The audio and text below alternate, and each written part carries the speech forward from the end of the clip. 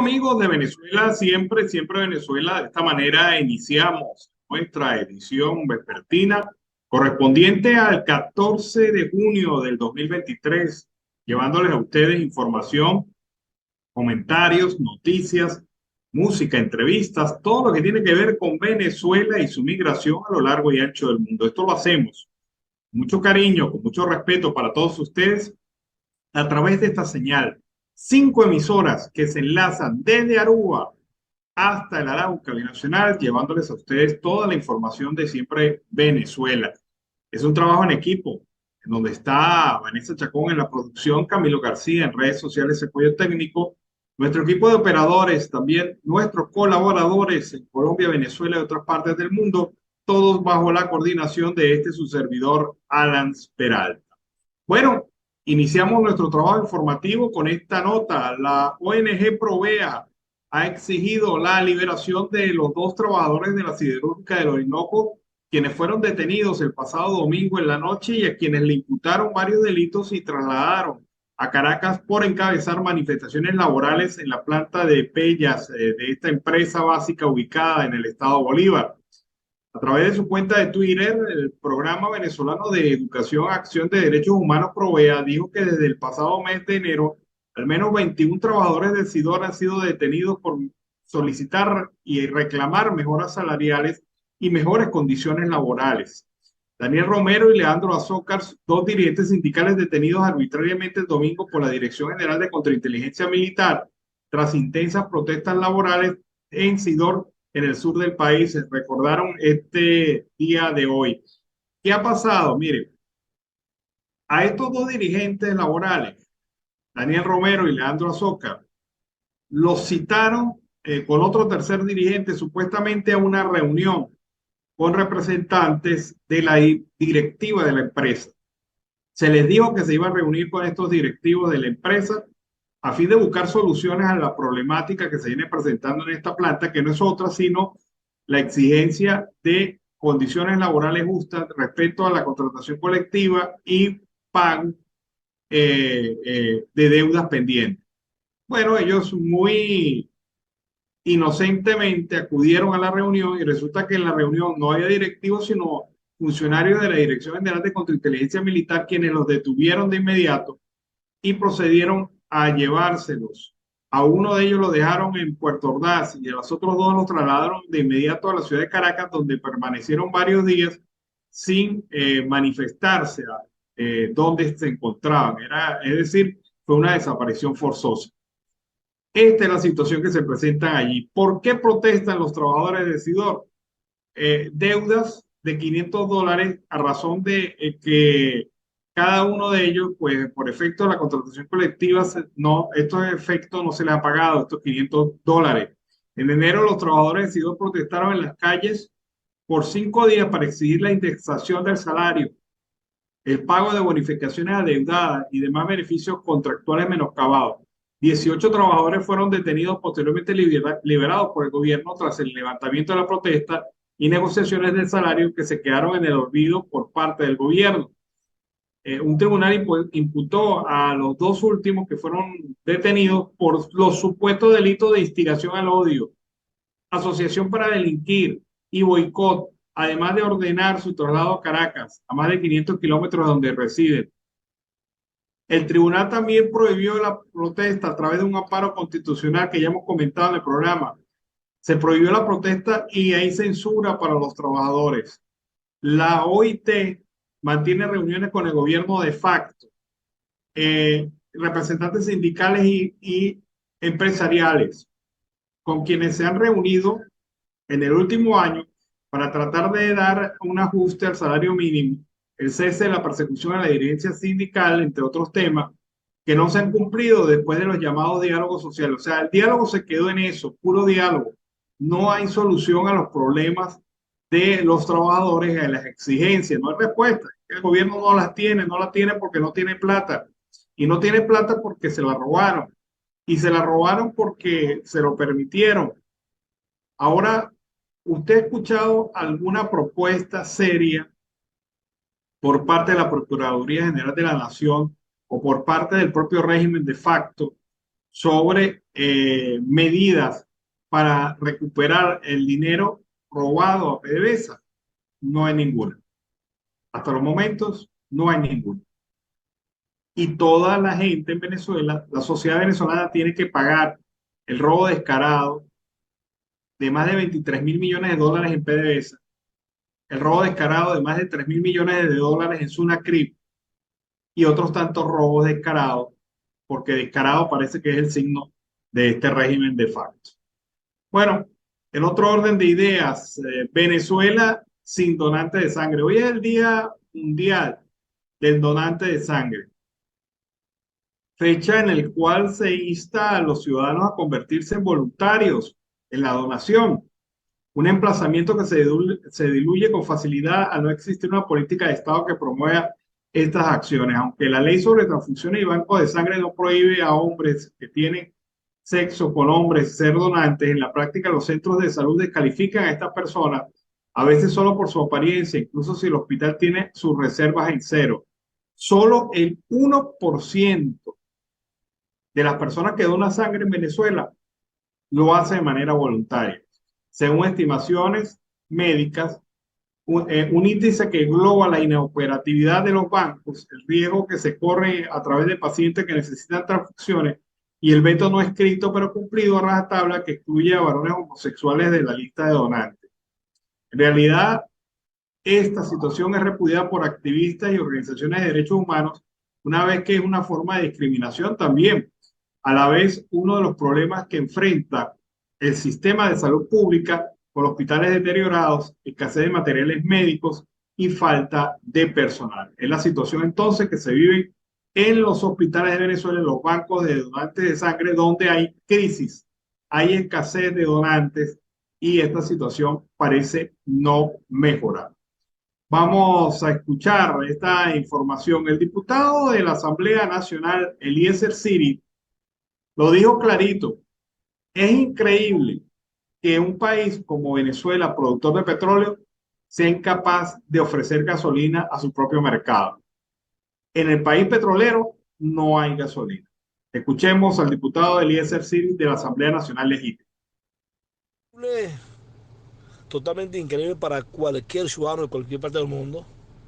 Difícil de entender que un país con tantas reservas petroleras, un país que nos dábamos el lujo de exportar gasolina en el ayer, hoy se estén produciendo larguísimas colas para poder tener acceso a este combustible que mueve un altísimo porcentaje del parque automotor venezolano. Es indudablemente frustrante saber que, por ejemplo, los falconianos, que tenemos instalada las dos refinerías más importantes de América Latina, una prácticamente paralizada porque desde aquel entonces que sufrió ese impacto producto de la falta de inversión, la falta de mantenimiento, no han podido ponerla a funcionar en los términos que ella funcionaba.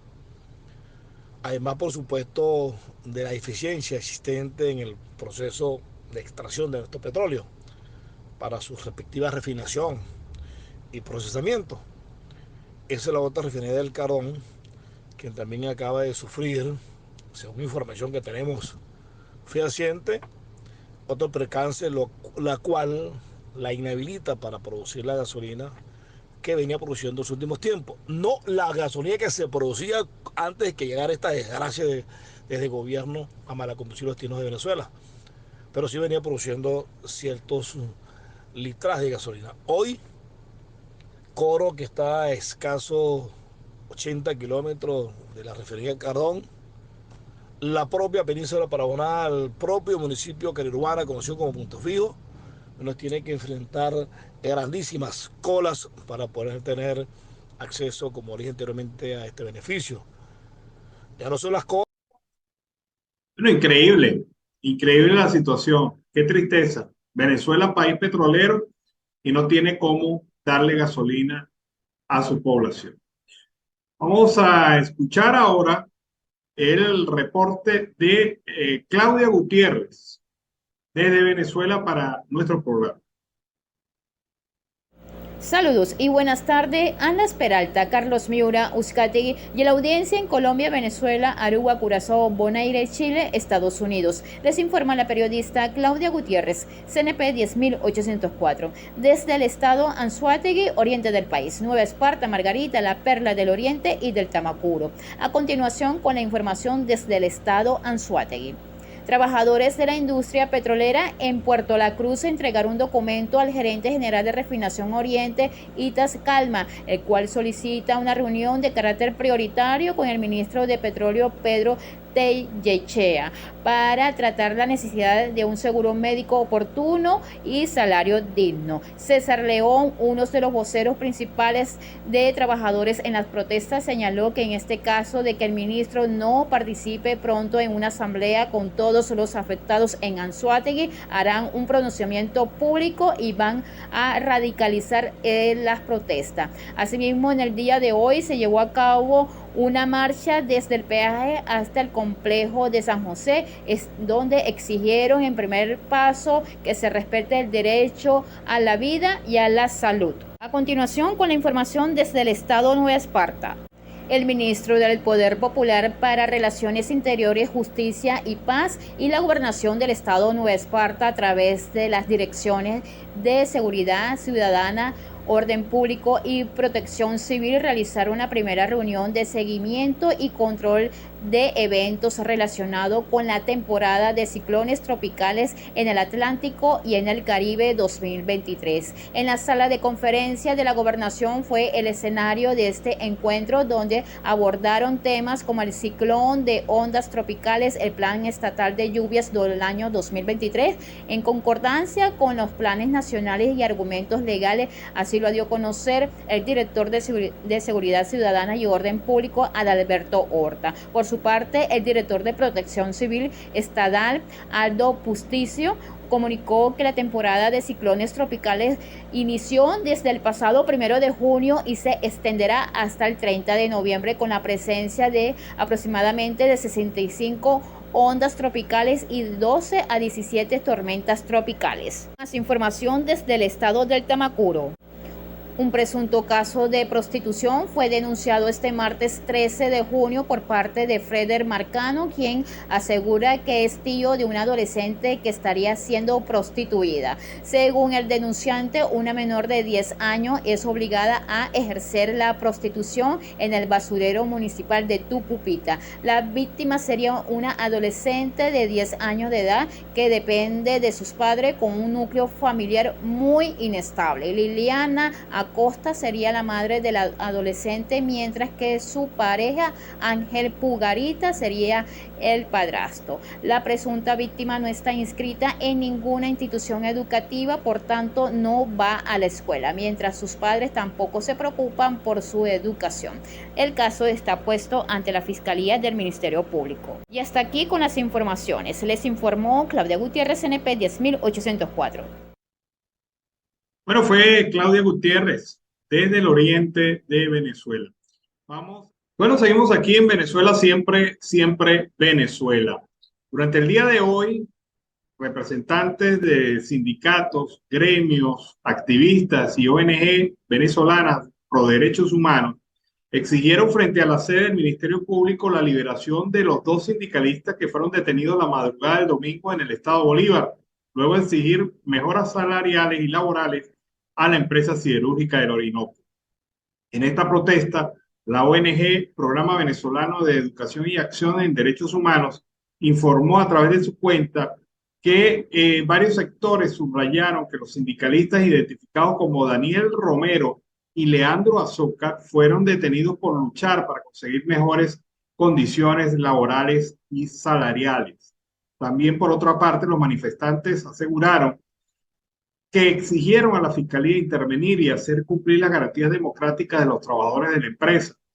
El abogado y especialista de derechos humanos, Eduardo Torres, informó que la detención de Romero y Azoka se efectuó el pasado fin de semana y detalló que los trabajadores se mantenían protestando junto con otros compañeros en una de las plantas de la siderúrgica, y al salir fueron arrestados por funcionarios de la Dirección General de Contrainteligencia Militar. Torres aseguró que hubo un tercer trabajador capturado, pero fue liberado horas después. En la protesta participaron los dirigentes sindicales Ana Rosario Contreras del sector salud, quien denunció que los empleados y líderes están sometidos a los atropellos por defender sus derechos. La retaliación, el hostigamiento, la persecución y la arbitrariedad jurídica no van a conseguir que los trabajadores nos detengamos, porque somos ciudadanos que nos asisten los derechos y la Constitución, pero además somos trabajadores que tenemos que seguir nuestros derechos para poder cumplir con nuestras obligaciones, dijo Contreras. También en el Estado Bolívar se realizaron manifestaciones pidiendo la liberación de los sindicalistas, cuyo paradero es desconocido hasta el momento, según lo ha informado Provea. Es la situación entonces que se presenta en relación a estos trabajadores de la empresa siderúrgica del Orinoco, detenidos por la dirección, la DIGESIN, el pasado fin de semana. Juan Blanco, director de Big Data Consultores, sostiene que hay bases sólidas para creer que la SUNACRIP podría desaparecer en los próximos meses y que todo el ecosistema de las criptomonedas en el país queda bajo control de la superintendencia de la institución del sector bancario Sudeban, que desde inicio de año empezó a supervisar las transacciones de criptoactivos en el país. A juicio de Blanco, la Sudeban siempre debió haber supervisado las operaciones con criptoactivos, puesto que las empresas que trabajan con monedas digitales ofrecen instrumentos bancarios y transacciones en divisas como en bolívares. El Estado, en su organización, debió haber hecho esto desde los inicios de la SUNACRIP, depender de la Sudeban como un servicio bancario, porque allí pasan bolívares y dólares, y quien debe cubrir eso es la Sudeban. En este caso, en el caso de que se cumpla la predicción y la Sudeban asuma las funciones de la SUNACRIP, los inversores y empresarios del sector esperan una mejor fluidez comunicacional, pues el hermetismo con el que se ha manejado la institución en los últimos meses genera incertidumbre que aleja a cualquier capital interesado en operar en Venezuela. Debido a este contexto, durante el último trimestre, muchos operadores han abandonado el país y se han instalado en otros lugares de la región, especialmente los mineros de criptoactivos, que habían encontrado una suerte de paraíso gracias a los bajos costos del servicio eléctrico. En el 2019, en el marco del lanzamiento del Petro, la ilegítima y extinta Asamblea Constituyente dio forma al marco jurídico con el decreto constituyente sobre el sistema integral de criptoactivos. Este documento establecía la creación de la SUNACRIP y le otorgaba autoridad para crear normas que regirían el sector. Casi 5 años más tarde, toda la confianza que creó el marco jurídico se destruyó con la intervención de SUNACRIP y las medidas arbitrarias tomadas en contra de la propiedad privada de ciertas empresas. Así están las cosas. Dentro de poco cierran definitivamente la SUNACRIP, según este análisis, pero también según Reuters, cierran el Petro. Deja de operar el Petro como moneda de transacción cripto en Venezuela. Vamos a escuchar este reporte. La diputada María Pérez, de la Asamblea Nacional Legítima, criticó la forma en la cual el régimen manejó la visita de Karim Khan a Venezuela. Veamos.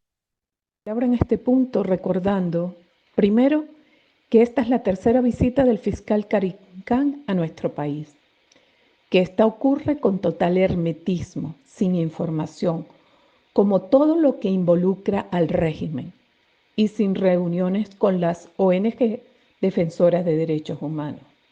Segundo, apenas unos meses atrás el régimen acusaba al fiscal Karim de tener vínculos con organizaciones opositoras y que los casos eran inventados.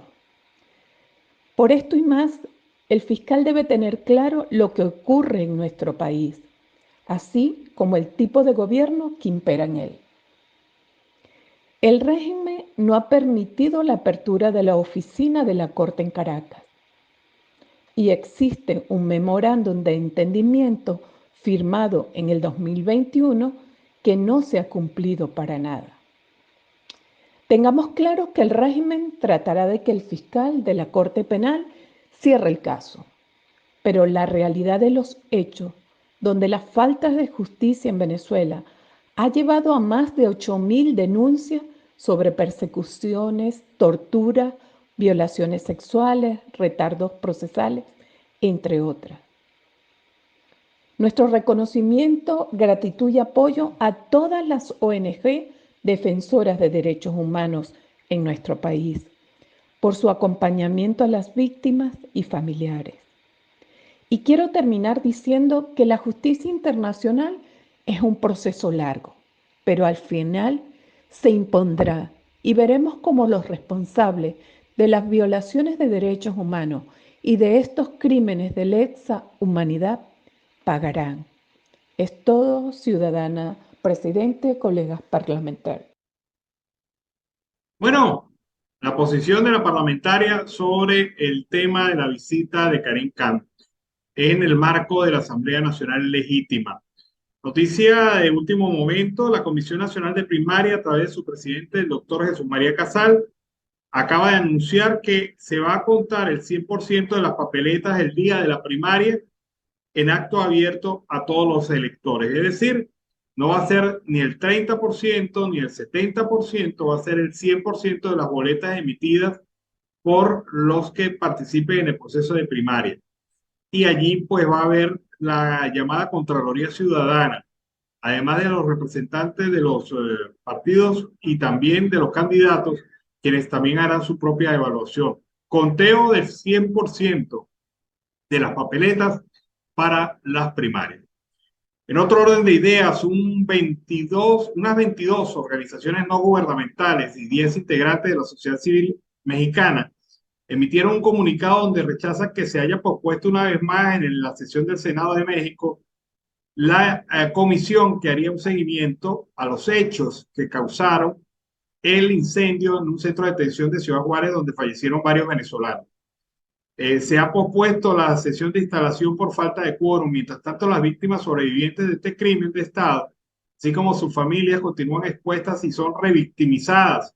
Organizaciones de la sociedad civil llaman a los senadores y senadoras de México a tomar con seriedad su participación en este grupo de trabajo plural, dijo el grupo a través de un comunicado difundido durante el día de hoy.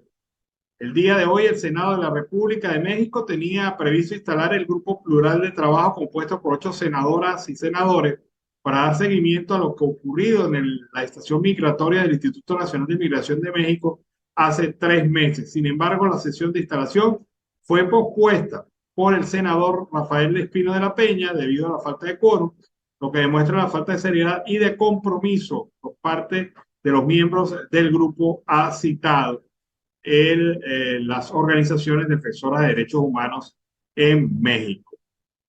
También, por otra parte, hay denuncias por parte del diputado del Consejo Legislativo del Estado Táchira y miembro de la plataforma unitaria Heriberto Labrador, quienes han indicado que le pretenden aplicar la ley del odio a todas las personas que denuncian las problemáticas en la región. Esta afirmación la dio el diputado cuando denunciaba la situación de ingreso del pollo beneficiado sin la cadena de frío a través de la frontera colombo-venezolana.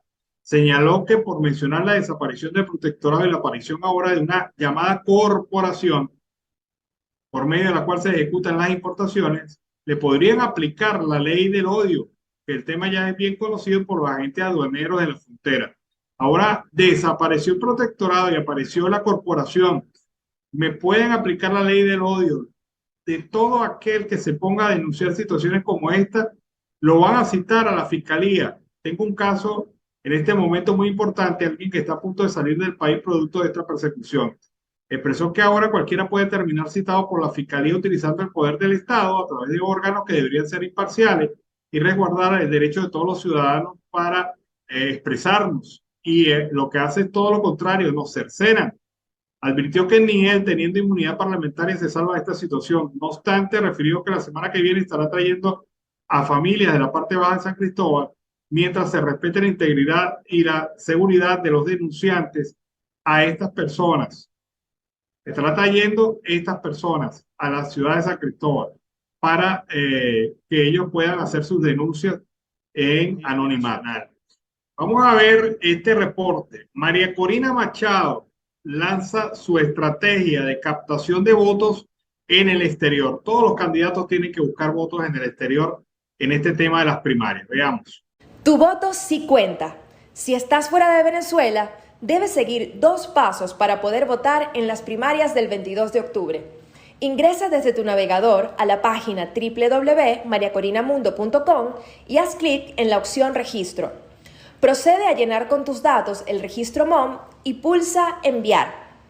Una vez que completes nuestro formulario, actualiza tus datos en el link de la plataforma dispuesta por la Comisión Nacional de Primarias, www.primariaexteriorve.com, donde deberás indicar en qué país ejercerás el voto y confirmar tu identidad. Solo así podrás participar en las primarias. Si quieres estar informado y en contacto con el equipo de María Corina en el mundo, te invitamos también a unirte a nuestros grupos oficiales de WhatsApp por país y ciudad donde vives. No te quedes por fuera. Bueno, ahí está la campaña que ha lanzado María Corina Machado para captar el voto en el exterior. Una noticia, esta tarde ha ocurrido esto. La Dirección General de Contrainteligencia Militar ha arrestado al vicepresidente del Banco Bicentenario en Venezuela. Se trata de William Cañas Delgado. Aparentemente, según lo reseñan los medios, por un caso de asociación en un delito cometido de corrupción en el arco minero. No hay mayor información al respecto, pero esta es la información que se tiene. Arrestado el vicepresidente del Banco Bicentenario, un banco del gobierno, William Cañas Delgado. Vámonos a la pausa comercial y musical del momento y de regreso seguimos aquí con más de Venezuela siempre, siempre Venezuela. Bueno, amigos de Venezuela siempre, siempre Venezuela, en este segmento del programa, el horario vespertino, como siempre, la presencia de Carlos Uzcategui el Miura, desde La Guajira Binacional. Carlos, buenas tardes, ¿cómo estás? Muy bien, y tú, Alan Ernesto Peralta, y por supuesto a la audiencia del programa Siempre Venezuela Radio a esta hora. Bueno, a mí me da risa la gente que es valiente cuando está respaldado. Hay gente que es valiente frente a una sombra que se proyecta en la pared y le dice, y le señala y le manifiesta que no, que tú, que no, que yo. Frente a un espejo lo hace porque también a lo mejor se está regañando a sí mismo. Pero hay otra gente también que es valiente cuando no hay nadie en la sala. Y resulta que el valiente mayor, el musculoso y casi hombre de gimnasio, fiscal que tenemos, el fiscal de facto, Tarek William Saab, pues se mostró muy valiente frente al fiscal Karim Khan. Pero ojo, lo hizo cuando Khan ya se había ido de Venezuela. Porque dijo, nosotros aquí no necesitamos, dijo Tarek William Saab, nosotros no necesitamos oficinitas de ningún organismo internacional que venga a supervisar porque todos los problemas los solucionamos en Venezuela. Y yo quisiera saber, no sé, que alguien me comentara si él se lo dijo a Khan en su cara, cuando Khan estaba con esa cara de Doc que Khan proyecta en Venezuela. Se lo habrá dicho, porque yo lo que vi fue una foto de un tipo muy sonriente, extendiéndole la mano así a Khan y Exactamente. como queriendo decir, amiguito, amiguito, dame la mano, amiguito. Ese es el fiscal que nos gastamos. Yo me imagino que cuando Tarek William Saab fue a dar estas declaraciones, él lo hizo y salió a la puerta de la oficina y le dijo, mira, ya se fue. Sí, ya se fue. Ya se montó en el avión. Sí, ya se montó en el avión. Ya está en Londres o está en Europa. Yo creo que sí, le habrá dicho el funcionario. Ah, bueno, entonces sí voy a declarar en contra de Karim Khan y de su interés malsano de establecer una oficina de representación aquí en Venezuela que no lo necesitamos. Ahí engrosó la voz, ahí se puso firme, ahí hizo así los pectorales y levantó pectoral. Se le salió el macho machote. Sí, sí, sí. Palomino Vergara, en pocas palabras. Palomino. Pero bueno, el Palomino Vergara que nos calamos, salió diciendo que no hacía falta la oficina. En todo caso, este acuerdo, ayer lo comentábamos, se firmó entre entre la Fiscalía de la Corte Penal Internacional y el gobierno de facto de Nicolás Maduro.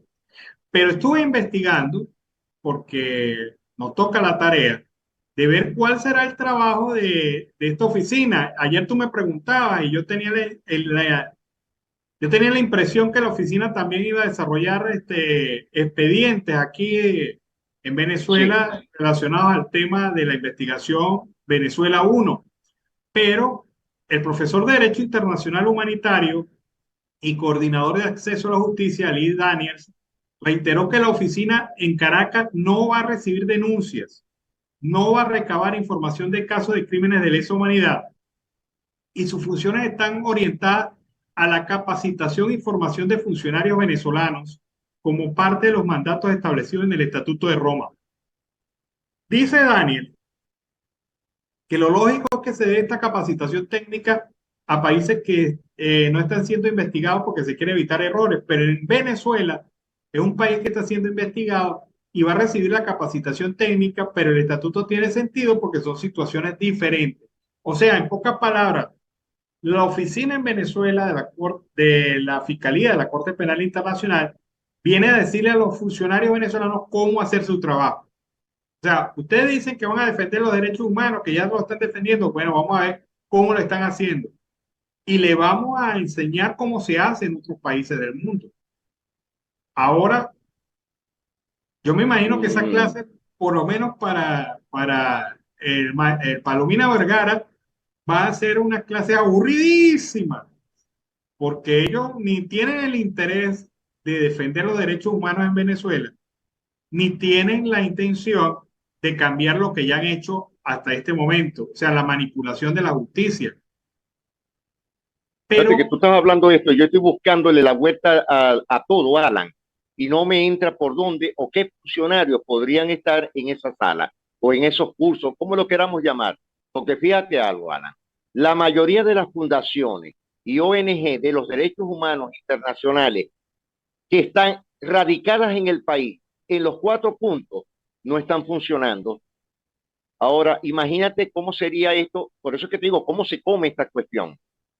bueno, yo interpreto que todos los docentes o asesores, vamos a hablar más bien de asesores, Ok, serán ciudadanos extranjeros, porque en de Venezuela acuerdo. estigmatizan a aquel que habla de derechos humanos. Imagínate tú enfrentar a los funcionarios de la fiscalía del país, a funcionarios del alto gobierno, con personas que los han constantemente denunciado por violación de derechos humanos. Eso no es el escenario, ese no es un No es escenario el probable. escenario. Eso Porque se fíjate va a ver algo, Alan, ¿no? en los tribunales, Yo, se va a ver eso. exacto. Ahora yo me pongo en este perfil, vuelvo y repito, todos sabemos que tú eres abogado, pero yo hago en este punto la consulta. Para ser tu defensor de los derechos humanos tienes que hacer un curso. Para llegar al grado de comisario en los derechos humanos internacionales, tienes que haber hecho ya varios cursos como subinspector. Tú sabes que ese es el grado que se le da a este punto. Ahora, ¿qué valor tiene y qué haríamos con las placas doradas o de bronce que la gran mayoría de los que hemos pertenecido a estas fundaciones de los derechos humanos internacionales pegados en Latinoamérica, que tienen un valor significativo en otros países, pero en Venezuela sencillamente eso no vale absolutamente nada. Al contrario, te ven con una chapa y te llevan detenido. Eso es en el país, en Venezuela.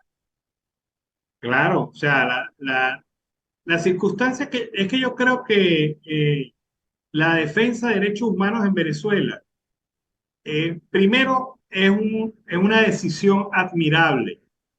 En un país en donde persiguen a los defensores de derechos humanos, es admirable que te proclames como defensor de derechos humanos. Pero bueno, hay que hacerlo. Como me decía alguien durante el día de hoy, hay que hacerlo porque no, nadie lo va a hacer. Y Nadie lo va a estas, hacer.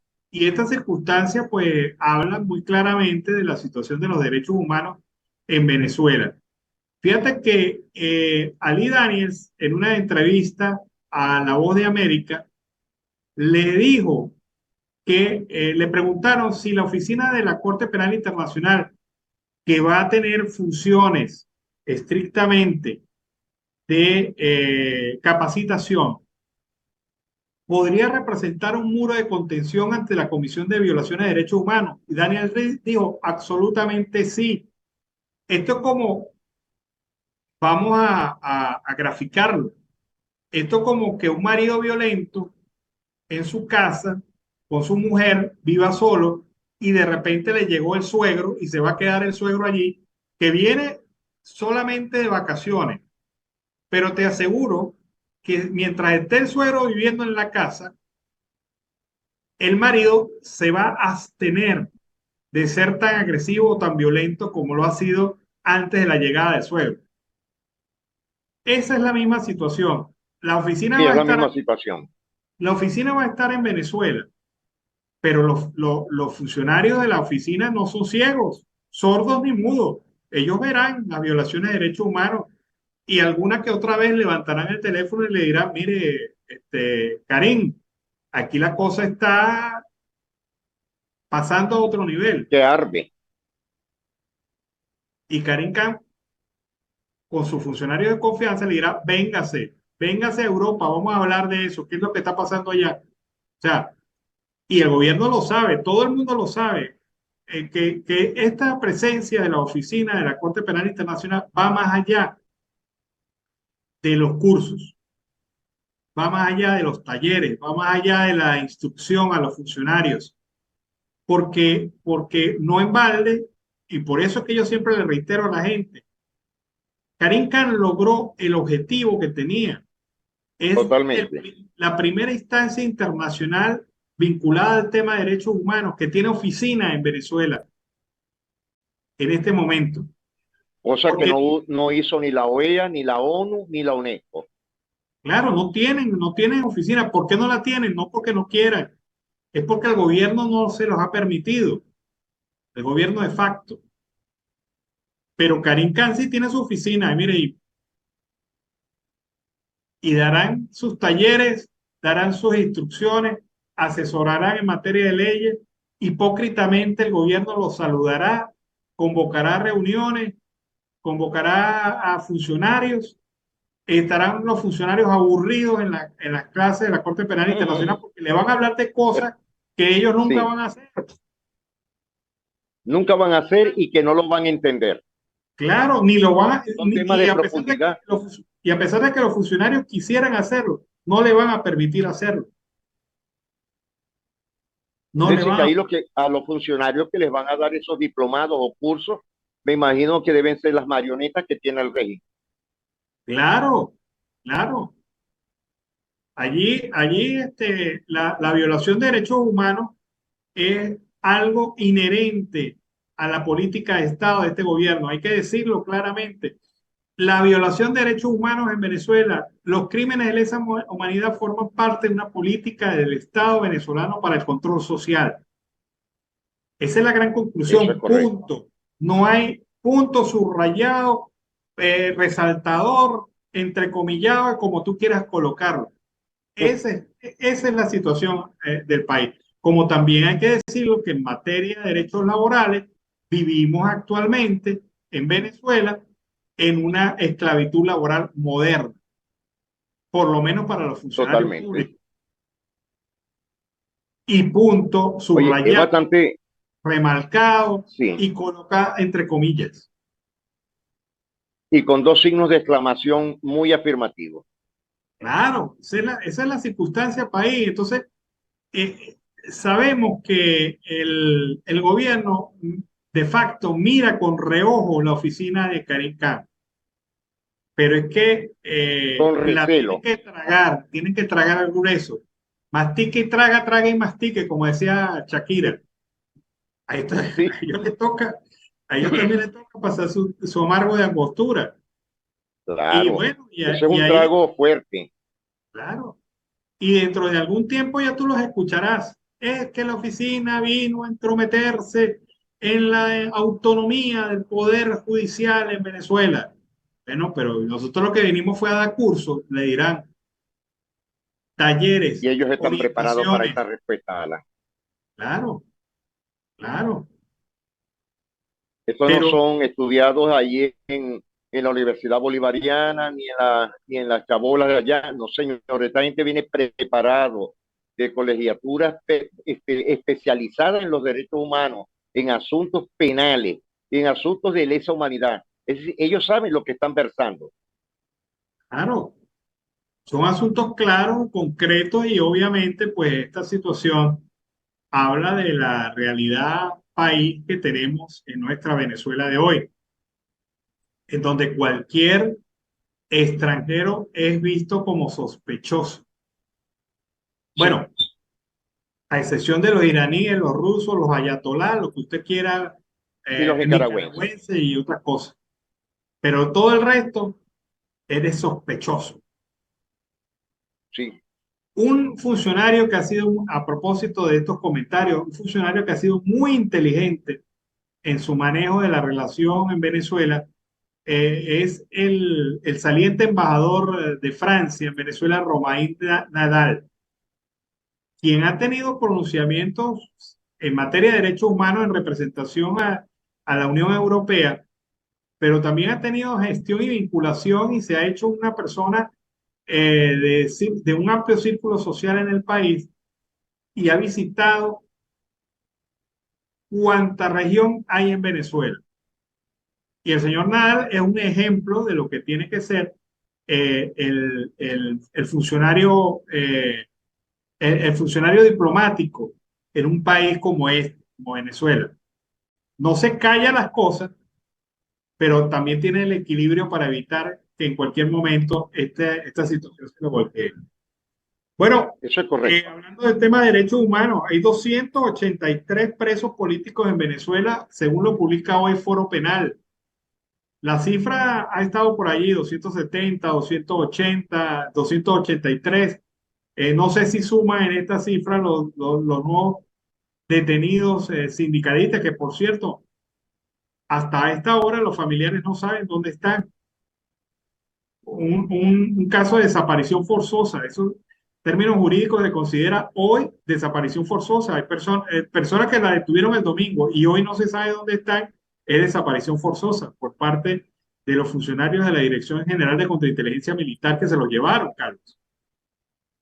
Caramba, es que el grave problema, Alan, es que no aparecen. Otros aparecen maltratados, otros están torturados y otros psicológicamente muy afectados. Sí, es la condición lamentable que se vive en el país y es una condición que habla a la clara de una política de persecución del Estado venezolano en contra de cualquier que ose enfrentar al rey, a Maduro primero. Bueno, seguimos acá comentándote. El 70% de los que esta semana se ha inscrito para votar en las primarias han resultado positivos. Es decir, han Sí. cumplido con todos los pasos y ya efectivamente tienen garantizado su derecho en el centro de votación que escogieron. Hay un 30% que según Ismael Pérez, uno de los representantes de la Comisión Nacional de Primaria, han cometido algunos errores en el llenado de la planilla o en el envío de información porque recuerde usted que usted debe, además de llenar el formulario, tiene que enviar su cédula o su documento legal, tiene que enviar también una fotografía suya y una fotografía con el documento. Sí, Y hay así en gente, esta posición. claro, y hay gente que no lo ha hecho correctamente, pero bueno, son fallas técnicas que se pueden mejorar, que se pueden solucionar. Pero también los hay que no estaban o hay dudas sobre su inscripción en el registro electoral permanente y estos también han sido puestos en duda para que revisen su situación, su condición y puedan en algún momento reinscribirse. Los tres países que más gente han inscrito son, obviamente, Colombia, Perú y Chile. Son los tres países que más migrantes han inscrito. Y hay que ver cómo va a estar el tema de la inscripción en los Estados Unidos, porque aquí hay que analizar una cosa. Hay más gente migrante en Colombia que en los Estados Unidos. Sin embargo, hay Sí, totalmente. menos centros de votación registrados en Colombia que en los Estados Unidos. Entonces, que esto no sea Eso es correcto. que esto no sea un afán de vedette. Ah, como yo soy venezolano y vivo en Columbus, en Columbus tiene que haber un centro de votación, pero ¿cuántos venezolanos hay en Columbus? 100, 200, 300, no sé. Pero en Arauca, en la zona de frontera binacional, hay muchísima más gente que vive, migrante venezolano en esa zona, que la que pueden reunir 4 o 5 centros de votación en los Estados Unidos. Allí Eso es pues, correcto, Alan. creo que se equivocó la comisión de primarias en esto. Muchísimo, porque fíjate que en el Arauca tendríamos que montar a la gente que vive en el Bichada, en el Casanare, en el Meta y en el Huila, que conjuntamente es una zona binacional o fronteriza y están muy plegados los migrantes venezolanos en esa zona. Al igual que obviaron en el Putumayo, en Mocoa, en Nariño, Alan, que eso también causa. Y la única sensación que hoy se lo pregunté a un amigo es en la ciudad de Maicao, que por qué no había un centro de votación en Maicao, que es una ciudad fronteriza. Me imagino y sabemos el por qué. Mira, sí, y también tendrán la misma excusa para Arauca, pero allí hay más cantidad de electores que varios centros de votación de los Estados Unidos. Mira, Claro. la gente sigue expresándose con rabia y con molestia porque les ha llegado el pago de la quincena a los trabajadores del sector educativo y chucuto, o sea, cada vez es menos y preguntan, menos mal que era indexado, menos mal Sí, que era señor. indexado, pero el sueldo sigue siendo chucuto y sigue siendo fijo, o Sí. sea, esto se lo va a comer la inflación rapidito. El tema Alan, de, ya se la comió, que no es igual. Ya se la comió. sí, definitivamente es una condición difícil y la gente está bastante molesta, al punto que no tienen palabras más delicadas para hablar de los funcionarios del alto gobierno y de la ministra de Educación, que por cierto, desaparecida del panorama, ¿no? Sí, debe estar también en la primavera boreal que debe tener por ahí escondido en algún refugio venezolano en la playa de Choroní. Sí, es una condición bastante difícil. Carlos, se nos acabó el tiempo. Pues sí, Alan, estaremos muy pendientes de lo que suceda en el transcurso de esta tarde-noche y estaremos, como siempre lo decimos, amanecerá y veremos. Una feliz tarde para ti y, por supuesto, a la audiencia del programa Siempre Venezuela Radio. Bueno, vámonos a la pausa comercial y musical del momento. Y al regreso, seguimos aquí en Venezuela siempre, siempre Venezuela. Ya regresamos. Bueno, seguimos acá en Venezuela siempre, siempre Venezuela. La organización Amnistía Internacional apoyó hoy la denuncia penal presentada en Argentina por la Fundación Clooney para la justicia por los crímenes de lesa humanidad cometidos en Venezuela. Recordamos que esa fue noticia durante el día de hoy. La Fundación Clooney, apoyando a un grupo de venezolanos, denunciaron al régimen de facto por violación de derechos humanos y partiendo del principio de extraterritorialidad de los delitos de lesa humanidad, pues buscan en Argentina la justicia que no hay en Venezuela. La demanda penal presentada hoy ante la Justicia Federal Argentina por familiares de víctimas de crímenes de lesa humanidad y la Fundación Clooney sobre crímenes de derecho internacional cometidos por las autoridades venezolanas es un importante paso para garantizar los derechos a la verdad, la justicia y la reparación para víctimas de graves violaciones de derechos humanos en Venezuela, dijo Amnistía Internacional en un comunicado. Para la directora de Amnistía Internacional, Erika Guevara Rosas, la justicia argentina tiene la obligación de investigar estos crímenes y de hallarse pruebas, debe acusar y condenar a los presuntos perpetradores. Los titánicos esfuerzos de las víctimas para obtener verdad, justicia y reparación ante la impunidad imperante en Venezuela, con el valioso apoyo de organizaciones como la Fundación Clooney, no puede caer en oídos sordos y la Justicia Federal de Argentina debe abrir la puerta a la jurisdicción universal y generar un precedente importante para que otros países de la región sigan el mismo curso de acción. El equipo T-Docket de la Fundación Clooney, que reúne evidencia de crímenes internacionales para desencadenar el procesamiento de los autores, representa la denuncia en Argentina a familiares de 2 víctimas de violencia indiscriminada en Venezuela. Amnistía Internacional recuerda que los ataques han adquirido el carácter de sistemáticos y generalizados en contra de quienes son percibidos como opositores por el gobierno, lo que constituyen en crímenes de lesa humanidad, una conclusión igualmente sostenida por la Misión Internacional e Independiente de Determinación de los Hechos sobre Venezuela de la ONU, creada en el año 2019. Esta es la situación entonces que se presenta a nivel internacional con esta denuncia en Argentina durante el día de hoy al régimen de facto por violación a los derechos humanos. En otro orden de ideas, el tema petrolero. La OPEP acaba de publicar el boletín mensual del mercado petrolero correspondiente a mayo, indicando que la producción fue en Venezuela de 724.000 barriles por día. Esto según fuentes independientes o secundarias.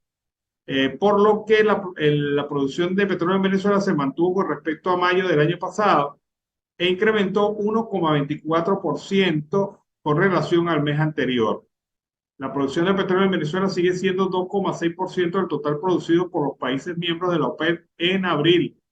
El Ministerio de Petróleo reportó que la producción de petróleo en abril fue de 819.000 barriles diarios, un aumento de 9 millones de barriles diarios, 1% con respecto al mes de abril. La discrepancia entre la cifra directa y la fuente secundaria de este mes fue de 84.000 barriles diarios, 84 millones de barriles diarios. Así está la producción en Venezuela, 84.000 barriles diarios, perdón. Asimismo, Venezuela produjo, según las fuentes secundarias, 1.235.000 barriles diarios por debajo de la cuota asignada de la OPEP de 1.970.000 fijada en la reunión del 2016, aunque desde marzo del 2018 Venezuela quedó fuera de la cuota de producción de cartel porque no está produciendo ni siquiera lo mínimo.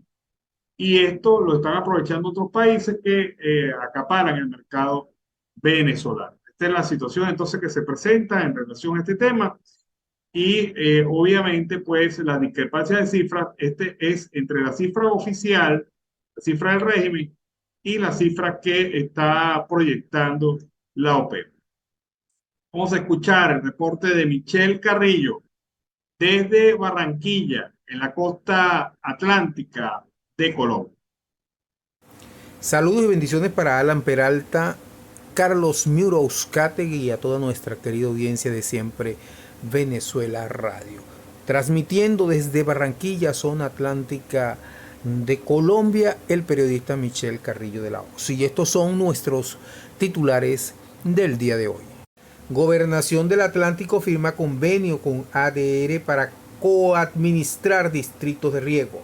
Hija del hombre Malboro pidió reprogramar audiencia en la Procuraduría, caso Nicolás Petro. Corte precisa sentencia de despenalización del aborto hasta 24 semanas. Aprobada en último debate la jurisdicción agraria y rural.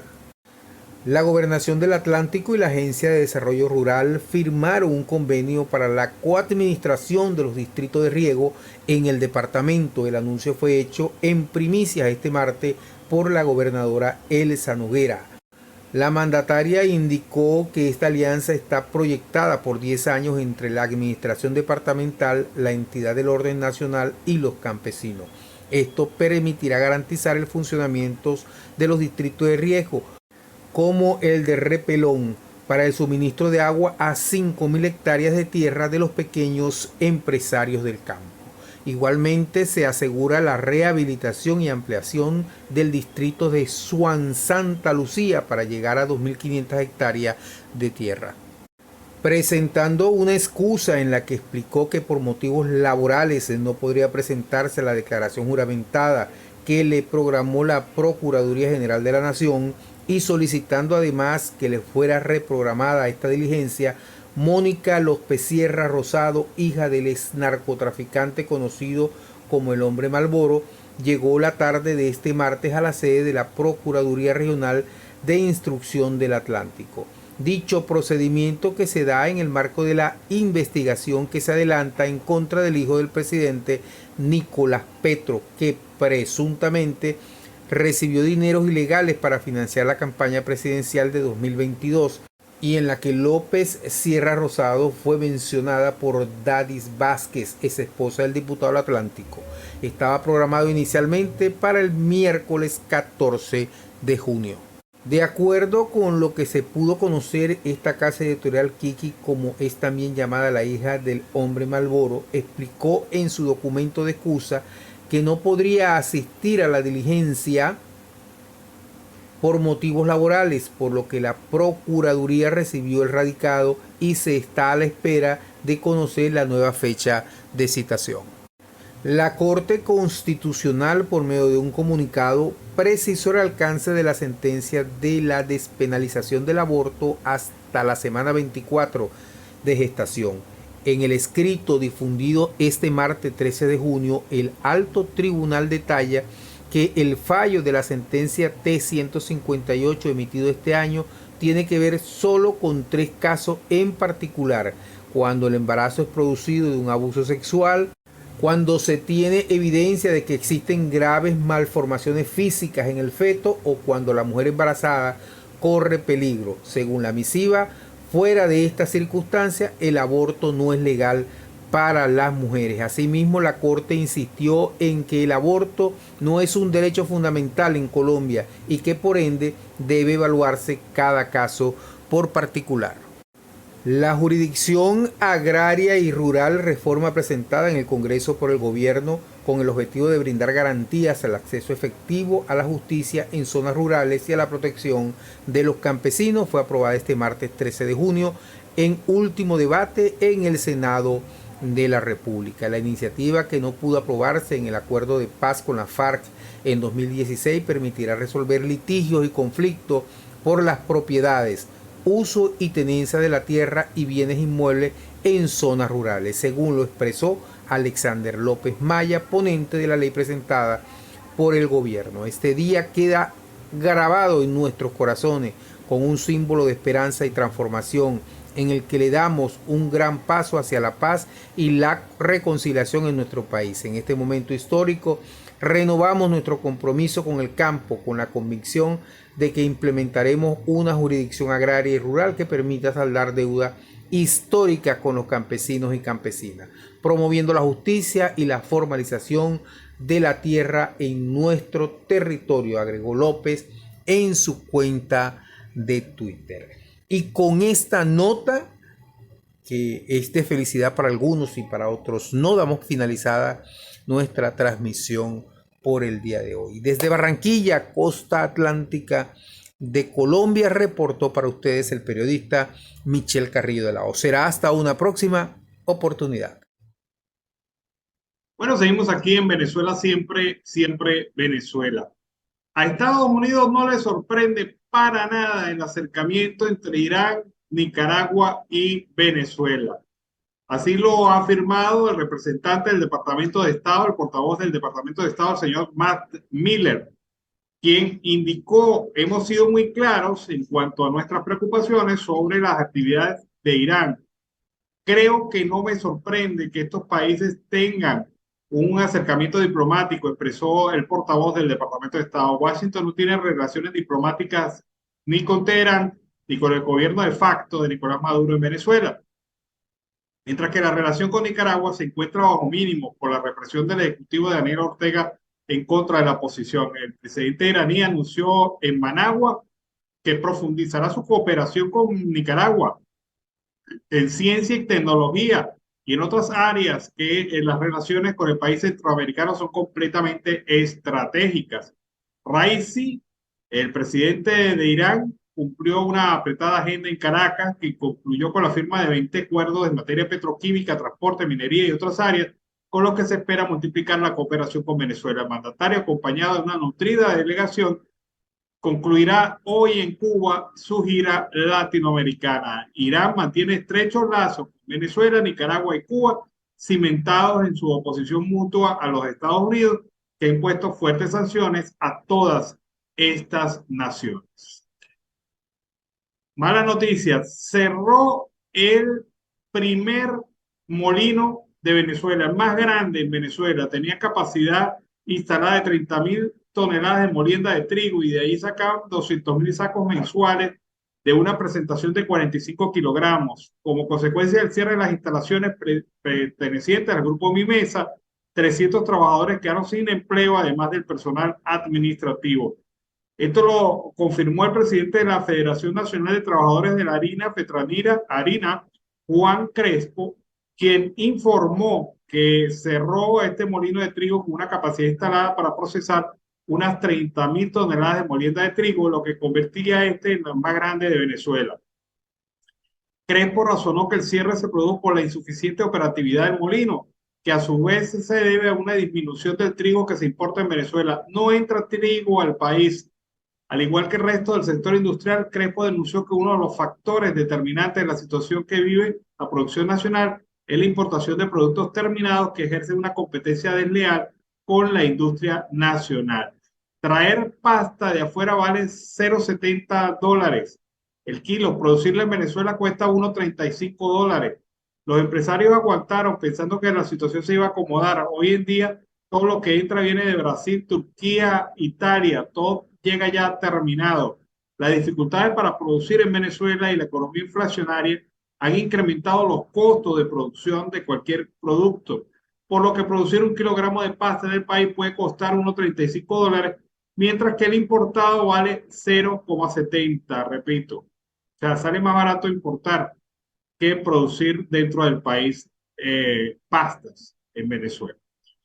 Vamos a escuchar ahora el reporte de nuestra corresponsal, Judith Maldonado, quien nos trae el reporte para Siempre Venezuela. Veamos. Saludos a Alan Peralta, Carlos Miura Uzcategui y a la audiencia en Colombia, Aruba y toda Latinoamérica del programa Siempre Venezuela Radio. A esta hora tenemos nuestro resumen informativo. 14 kilos de droga camuflada en collares fue decomisada por efectivos del Comando Antidrogas de la Guardia Nacional Bolivariana. Según se informó, la droga en cuestión tenía como destino España. Este hecho se registró en el servicio de encomiendas DHL en el Distrito Capital.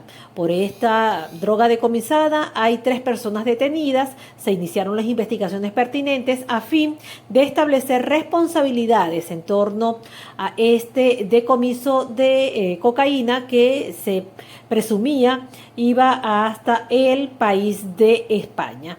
En otra información tenemos que pese a las largas colas en diferentes estados del país, tales como Carabobo, Anzoátegui, Sucre y Bolívar, PDVSA asegura que produce suficiente combustible para abastecer el mercado nacional. Sin embargo, en recorrido por diferentes estados se pudo constatar que persisten las largas colas tanto en el oriente del país como en el occidente. Es de resaltar que se han registrado varios incidentes a propósito de estas colas donde los usuarios tardan hasta 24 horas para poder surtir combustible. Ante esta situación han desmentido que sea cierto la información dada a conocer por PDVSA, donde afirma que tiene suficiente reserva de gasolina para abastecer el mercado venezolano. Señalaban los mismos usuarios que esperan que esta situación mejore a partir de las próximas horas.